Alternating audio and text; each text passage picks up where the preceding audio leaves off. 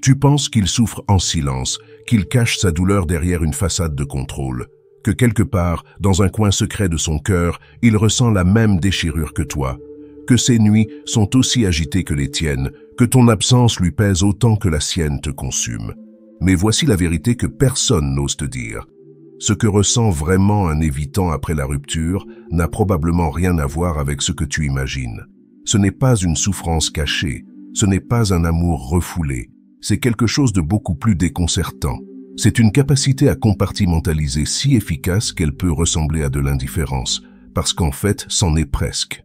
Il y a ceux qui vivent une rupture comme un déchirement et ceux qui la vivent comme un classement. L'évitant appartient à cette deuxième catégorie. Pour lui, votre histoire devient un dossier qu'on ferme et qu'on range dans les archives. Pas par méchanceté, pas par cruauté, mais parce que c'est ainsi que fonctionne son système émotionnel. Pendant que tu rejettes chaque détail de votre dernière dispute, lui a déjà mentalement organisé vos affaires en deux piles, à garder et à oublier. Pendant que tu cherches des signes qu'il pense encore à vous, il a déjà réorganisé sa routine pour éliminer les espaces vides que tu occupais. L'évitant ne fuit pas ses émotions après la rupture, il les traite comme des données à archiver. Il ne lutte pas contre la nostalgie, il la neutralise. Ce café où vous preniez le petit déjeuner, il peut y retourner dès la semaine suivante, pas par provocation, mais parce que dans sa tête, ce lieu a retrouvé sa fonction originale, un café, point. Tu attends un signe, un message, une quelconque indication qu'il ressent ton absence. Mais il a probablement déjà rempli l'espace que tu occupais dans sa vie. Pas avec quelqu'un d'autre nécessairement, mais avec cette tranquillité qu'il ressent quand il n'a plus à gérer l'intensité émotionnelle d'une relation. Ce qui est le plus difficile à accepter, c'est que, pour l'évitant, la rupture peut représenter un soulagement déguisé. Un retour à sa zone de confort émotionnel, fini la pression de devoir répondre à tes besoins d'intimité. Fini l'anxiété de ne pas être assez expressif. Fini cette sensation constante d'avoir à donner plus qu'il ne peut donner. Il ne te manque pas de la façon dont tu lui manques. Il se souvient de toi comme on se souvient d'une période de sa vie, avec une certaine tendresse détachée, mais sans le besoin de la revivre. Tu étais important dans sa vie, mais maintenant que c'est fini, il peut apprécier cette importance depuis une distance confortable. Et peut-être que la vraie question n'est pas « est-ce qu'il souffre ?», mais plutôt « pourquoi ai-je besoin qu'il souffre pour valider ce que nous avons vécu ensemble ?» Car derrière chaque évitant qui semble avoir tourné la page sans effort, se cache quelqu'un qui a développé une relation particulière avec l'attachement. Il peut aimer intensément dans le présent, mais détacher cette intensité dès qu'elle devient passée. Il y a quelque chose que tu reconnais maintenant, même si cela fait mal à admettre. Cette capacité qu'il a de passer à autre chose n'est pas un défaut de caractère, ce n'est pas de la cruauté, c'est son mode de fonctionnement émotionnel par défaut, et il l'a probablement développé bien avant de te rencontrer. Les premiers jours après votre rupture, pendant que toi tu oscilles entre la colère et la tristesse, lui met en place un protocole émotionnel qu'il maîtrise parfaitement. Ce n'est pas conscient, c'est automatique. Comme quelqu'un qui démonte un campement, chaque élément de votre relation trouve sa place dans un carton mental étiqueté « terminé ». Tu imagines qu'il lutte contre l'envie de t'appeler. En réalité, cette envie ne se présente probablement même pas. Son cerveau a déjà basculé en mode post-relation, et dans ce mode, te contacter n'est plus une option disponible. C'est comme si le chemin neuronal qui menait vers toi s'était tout simplement fermé. Ce qui est déconcertant, c'est la vitesse à laquelle il réorganise son quotidien. Là où toi, tu gardes précieusement les habitudes que vous partagiez, lui les remplace ou les supprime avec une efficacité troublante. Le restaurant où vous alliez le vendredi soir, il a déjà trouvé un autre endroit. La série que vous regardiez ensemble, il peut la finir seul sans que cela lui rappelle particulièrement vous. L'évitant a cette capacité remarquable de séparer les expériences des émotions qui y étaient attachées. Il peut garder ce qui était pratique ou agréable dans votre relation tout en détachant complètement la charge émotionnelle qui l'accompagnait. C'est comme s'il gardait les meubles après un déménagement, mais effaçait tous les souvenirs associés. Et voici ce qui peut être le plus difficile à accepter. Il ne fait pas semblant d'aller bien, il va vraiment bien. Pas parce qu'il est insensible, mais parce que son système émotionnel a une fonction reset que le tien n'a pas. Quand une relation se termine, il ne garde pas les fils émotionnels qui traînent, il coupe net. Tu cherches des signes de nostalgie, de regret, de manque. Mais chez l'évitant, ces émotions passent par un filtre si puissant qu'elles arrivent neutralisées dans sa conscience. Il peut se souvenir que vous étiez heureux ensemble sans ressentir le besoin de retrouver ce bonheur. Il peut reconnaître que vous aviez quelque chose de spécial sans que cela génère une envie de le récupérer. Cette capacité de détachement n'est pas un super pouvoir, c'est une adaptation. Il a appris, probablement très tôt, que s'attacher aux choses perdues est plus douloureux que de les laisser partir. Alors, il a développé cette compétence, transformer l'amour en souvenir et le souvenir en information neutre. Le cerveau de l'évitant après une rupture fonctionne comme un système de tri ultra efficace. Chaque souvenir, chaque habitude, chaque objet lié à votre relation passe par une évaluation rapide, utile ou encombrant. Ce qui est classé encombrant disparaît de son espace mental avec une précision chirurgicale. Il a développé cette capacité de séparation émotionnelle comme d'autres développent une compétence professionnelle. C'est devenu une seconde nature. Il peut regarder une photo de vous deux et la voir comme un document historique plutôt que comme un déclencheur émotionnel. Il peut entendre votre chanson préférée sans que cela active le moindre circuit nostalgique. Ce processus de détachement suit toujours le même schéma. Isolation, neutralisation, archivage. D'abord, il isole mentalement tout ce qui vous concerne du reste de sa vie actuelle. Puis, il neutralise la charge émotionnelle associée à ces éléments. Enfin, il archive l'ensemble dans une partie de sa mémoire où cela ne peut plus l'affecter au quotidien. Tu penses qu'il évite certains endroits par pudeur ou par peine. En réalité, il les évite simplement par pragmatisme. Pourquoi se compliquer la vie en fréquentant des lieux qui risquent de réactiver des circuits émotionnels qu'il a soigneusement désactivés? Ce n'est pas de la douleur qu'il fuit, c'est l'inefficacité émotionnelle. L'évitant a appris à traiter les relations comme des projets avec une date de début et une date de fin. Quand le projet se termine, il passe naturellement au suivant, sans s'attarder sur les détails du précédent. Il peut apprécier ce que vous avez construit ensemble tout en étant parfaitement à l'aise avec le fait que ce soit terminé. Cette approche lui permet de maintenir une stabilité émotionnelle que beaucoup lui envient. Pendant que d'autres sont secoués par les hauts et les bas des ruptures, lui maintient un niveau d'équilibre remarquablement constant. Sa courbe émotionnelle après une séparation ressemble plus à une ligne droite qu'aux montagnes russes que vivent la plupart des gens. Il ne rumine pas sur ce qui s'est mal passé parce qu'il a déjà intégré l'information pertinente et éliminé le reste. Il ne fantasme pas sur une réconciliation parce que dans son esprit, ce chapitre est clos et le livre a été rangé. Il ne se torture pas avec des « et si » parce qu'il vit résolument dans le présent post-relation. Cette capacité de compartimentalisation s'étend à tous les aspects de sa vie. Il peut séparer le professionnel du personnel, le passé du présent, l'émotionnel du rationnel, avec une facilité déconcertante. C'est comme s'il avait des tiroirs mentaux parfaitement étanches et votre relation vient d'être placée dans le tiroir « expérience passée ». Quand il dit qu'il te souhaite du bonheur, il le pense vraiment. Mais c'est le même type de bienveillance qu'il pourrait avoir pour un ancien collègue ou un ami d'enfance qu'il ne voit plus. C'est détaché, sincère et complètement dépourvu d'urgence émotionnelle. Voici l'illusion la plus persistante que tu entretiens, que son apparente indifférence cache forcément quelque chose de plus profond, que derrière son calme se cache une tempête, que s'il ne montre rien, c'est qu'il ressent tout. Mais cette logique ne s'applique pas à l'évitant post-rupture. Tu cherches des preuves qu'il pense encore à toi parce que toi, tu ne peux pas arrêter de penser à lui. Tu projettes ton propre fonctionnement émotionnel sur le sien en partant du principe que l'amour laisse forcément des traces durables. Mais chez l'évitant, l'amour peut être intense dans le moment présent et complètement résolu dans le moment suivant. L'erreur classique est de croire que parce que votre relation était réelle et profonde, elle doit continuer à exister sous une forme ou une autre dans son esprit. Que les liens que vous avez tissés sont trop forts pour être simplement oubliés. Mais l'évitant ne fonctionne pas avec des liens permanents. Il fonctionne avec des connexions temporaires, même quand elles sont intenses. Tu interprètes son silence comme de la retenue, sa distance comme de la protection, son absence comme de la prudence. Mais parfois, le silence, c'est juste du silence. La distance, c'est juste de la distance. L'absence, c'est juste l'absence d'envie de contact. Il n'y a pas toujours une signification cachée derrière ces comportements. Cette croyance que, s'il m'a vraiment aimé, il doit encore ressentir quelque chose, est probablement la plus destructrice. Elle te maintient dans l'attente d'un retour qui ne viendra peut-être jamais, non pas parce qu'il est têtu ou fier, mais parce qu'il a littéralement tourné la page. L'amour passé ne garantit pas l'attachement présent chez quelqu'un qui compartimentalise naturellement. Il ne joue pas à être indifférent pour te faire réagir. Il ne teste pas ta patience pour voir si tu vas craquer et le contacter. Il n'attend pas que tu fasses le premier pas pour pouvoir revenir vers toi en gardant sa fierté. Il vit simplement sa vie post-relation sans que tu en sois un élément perturbant ou manquant.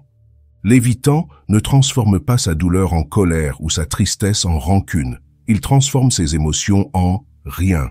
C'est ce qui peut être le plus difficile à comprendre pour qui n'a pas ce type de fonctionnement. Il ne remplace pas ses sentiments pour toi par d'autres sentiments. Il les fait tout simplement disparaître de son système actuel. Quand il dit que c'est mieux comme ça, il ne dit pas ça pour te blesser ou pour se convaincre. Il le pense vraiment.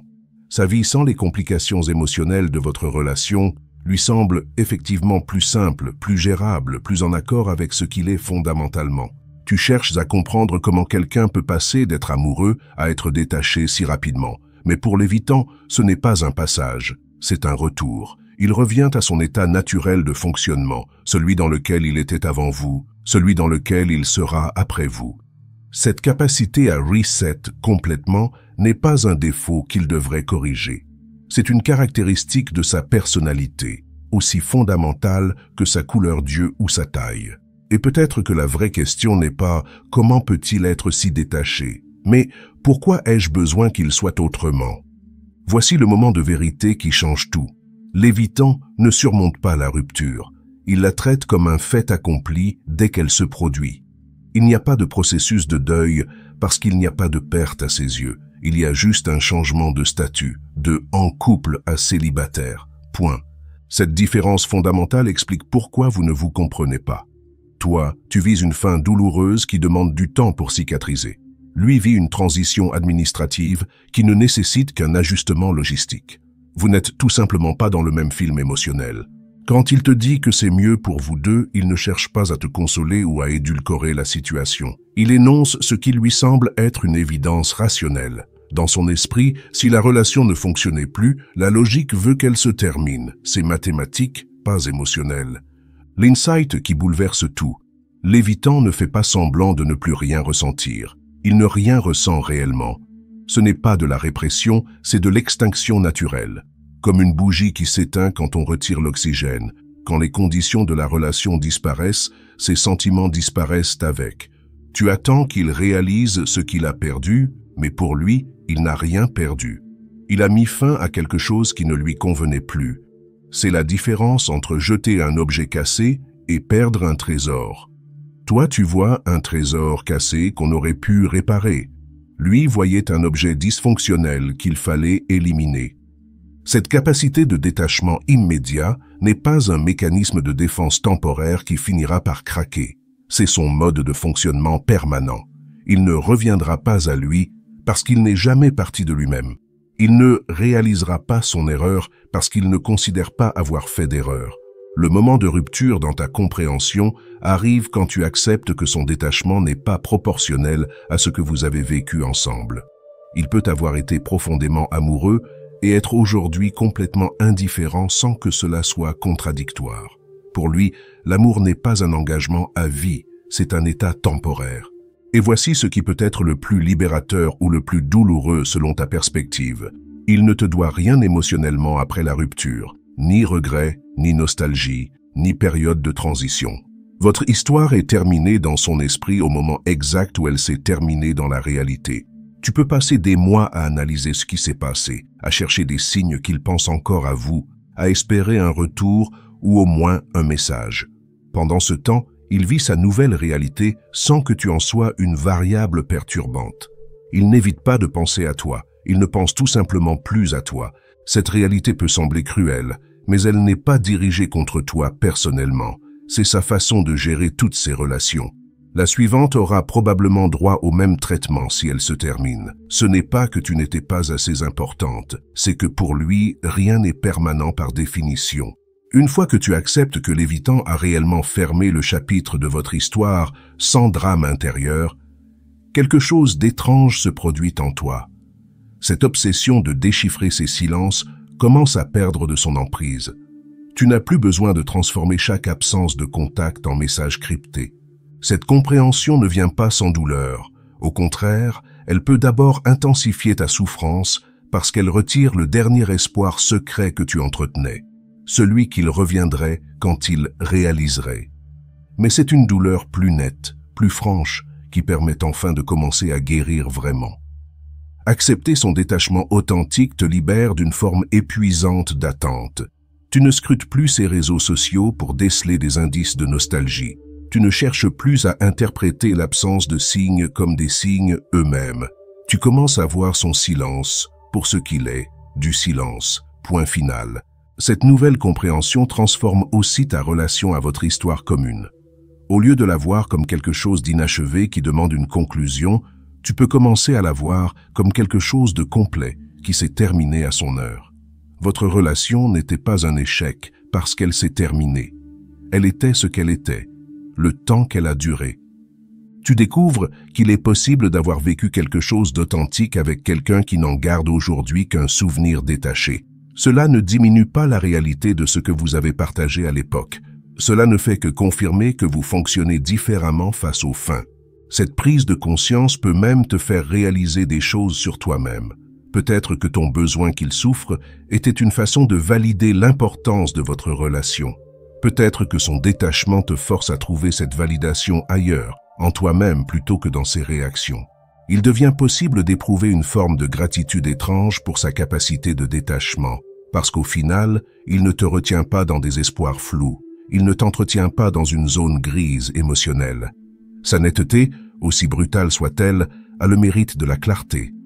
Tu peux commencer à voir sa façon de fonctionner non plus comme un défaut personnel dirigé contre toi, mais comme une caractéristique de sa personnalité qui existait avant vous et qui continuera d'exister après. Cela ne le rend ni meilleur ni pire que toi, juste différent dans sa gestion des attachements.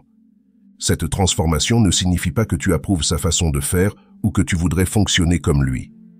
Elle signifie simplement que tu arrêtes de lutter contre une réalité qui ne changera pas. Tu arrêtes d'essayer de le faire devenir quelqu'un qu'il n'est pas, même dans tes pensées. Au final, comprendre ce que ressent vraiment un évitant après la rupture t'enseigne quelque chose de fondamental sur les relations humaines. L'amour n'a pas toujours la même durée de vie chez tout le monde. Ce qui peut te hanter pendant des mois peut être digéré et archivé en quelques jours par quelqu'un d'autre. Cette différence n'est ni injuste ni cruelle, elle est juste réelle. L'évitant qui peut regarder une photo de vous deux sans émotion particulière, qui peut entendre votre prénom sans tressaillir, qui peut passer devant votre ancien appartement sans ralentir le pas. Il ne fait pas semblant. Il vit sa réalité post-rupture authentique. Il n'y aura probablement pas de retour surprise, pas de message nostalgique à 3 heures du matin, pas de réalisation tardive de ce qu'il a perdu. Non pas parce qu'il est insensible, mais parce que pour lui, ce qui est fini est fini. Son cerveau ne fonctionne pas avec des fins en suspens ou des histoires incomplètes. Tu peux continuer à espérer qu'un jour, il comprendra ce qu'il a abandonné, ou tu peux choisir de comprendre qui il est vraiment. Quelqu'un qui peut aimer intensément dans le présent, tout en étant capable de détachement complet dans le passé. Ce n'est pas une contradiction, c'est sa cohérence interne. La paix vient quand tu arrêtes de chercher des preuves qu'il pense encore à vous et que tu commences à construire une vie où cela n'a plus d'importance. Quand tu réalises que sa capacité à tourner la page rapidement n'enlève rien à la beauté de ce que vous avez vécu quand vous le viviez. Peut-être que la vraie question n'a jamais été « Est-ce qu'il pense encore à moi ?» mais plutôt « Pourquoi ai-je besoin qu'il pense encore à moi pour que notre histoire ait eu de la valeur ?» Votre relation était réelle indépendamment de ce qu'il en reste dans sa mémoire émotionnelle aujourd'hui. Il est possible qu'en ce moment même, il soit en train de construire quelque chose de nouveau avec quelqu'un d'autre, avec la même intensité qu'il avait avec toi à l'époque. Et cette pensée peut être libératrice plutôt que douloureuse. Elle confirme qu'il était authentique avec toi et qu'il sera authentique avec la suivante, dans le présent de chaque relation. L'évitant ne collectionne pas les regrets. Il ne porte pas le poids des histoires passées. Il ne se retourne pas sur ce qui aurait pu être différent. Il avance, léger de tout bagage émotionnel antérieur, disponible pour ce qui vient ensuite. C'est peut-être ce qui fait le plus mal. cette capacité à être entièrement présent ailleurs. Mais accepter cette réalité peut aussi devenir une forme de sagesse. Comprendre qu'on peut aimer quelqu'un qui ne nous aimera jamais de la même façon, qui ne gardera pas nos souvenirs avec la même intensité, qui ne portera pas notre absence comme nous portons la sienne. Et peut-être qu'au final, ce qu'il ressent vraiment après la rupture n'est pas le plus important. Ce qui compte, c'est ce que toi tu choisis de ressentir. Parce que contrairement à lui, tu as le choix de transformer cette expérience en sagesse, en croissance, en compréhension plus profonde de qui tu es et de ce dont tu as besoin. N'est-ce pas là une forme de liberté que l'évitant, avec toute sa capacité de détachement, ne connaîtra peut-être jamais, celle de transformer la douleur en quelque chose de plus grand que soi?